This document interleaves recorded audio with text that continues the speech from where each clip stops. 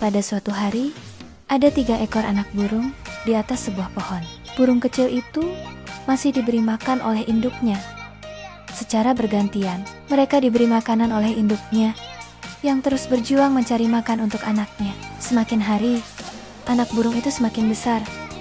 Mulai tumbuh bulu di semua badannya. Anak burung itu perlahan mulai mengepakkan sayapnya untuk belajar terbang. Sang induk hanya bisa mengawasi anak burung itu.